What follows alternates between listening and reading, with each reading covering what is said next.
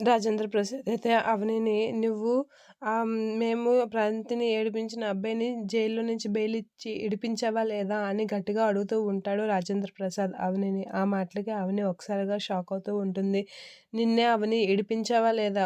గట్టిగా చెప్పు" అనేతో అంటూ ఉంటాడు. "ఆ! ఇడిపించాను మామయ్య గారు" అనేతో అంటూ ఉంటుంది. ఆ మాటలకి ప్రణతిని ఏడిపించిన అబ్బాయిని మేము అరెస్ట్ చేపిస్తే మా మీద గౌరవం లేకుండా, మా నిర్ణయానికి నువ్వు విలువ ఇవ్వకుండా నువ్వెళ్ళి ఆ అబ్బాయిని ఏడిపించడం ఏంటి అని చెప్పేసి గట్టిగా తిడుతూ ఉంటాడు. అలా తిట్టగానే ఒకసారిగా అక్షయ్ వీళ్ళందరూ అయితే షాక్ అయ్యి అలా చూస్తూ ఉంటారు. ఇక అవని అయితే ఏం మాట్లాడాలో తెలియక అలా చూస్తూ ఉండిపోతూ ఉంటుంది. అయినా నువ్వింత ఇలాంటి చేస్తావని నేను అస్సలు అనుకోలేదని చెప్పేసి డైనింగ్ టేబుల్ మీద ప్లేట్‌ని గట్టిగా ఇసిరేసి అవనినైతే తిడుతూ ఉంటాడు. అలా తిట్టగానే ఒకసారిగా అందరూ షాక్ అయ్యి అలా చూస్తూ ఉండిపోతూ ఉంటారు. ఇక రాజేంద్ర ప్రసాద్ అయితే మేమిచ్చిన ఇంట్లో వాళ్ళు నిర్ణయం మీద నీకు గౌరవం లేదు. ఇంట్లో మనుషుల మీద నీకు గౌరవం లేదు. నీ నచ్చినట్లుగా నువ్వు చేస్తున్నావు అని చెప్పేసి అవనినైతే తిడుతూ ఉంటాడు. ఆ మాటలకి అవని ఏదో చెప్పడానికి ట్రై చేసినా పై ఇంకా ఆగిపోతూ ఉంటుంది. ఇక అక్షయ్ షాక్ అయ్యి అలా చూస్తూ ఉండిపోతూ ఉంటాడు. ఇక రాజేంద్ర ప్రసాద్ అయితే ఇలా అంటూ ఉంటాడు.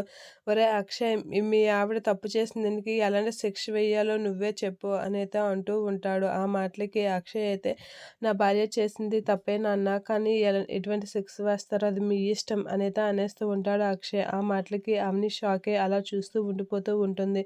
ఇక రాజేంద్ర ప్రసాద్ అయితే అవనిని చాలా దారుణంగా తిడుతూ ఇంట్లో నుంచైతే బయటకి వెళ్ళిపోమని చెప్తూ ఉంటాడు.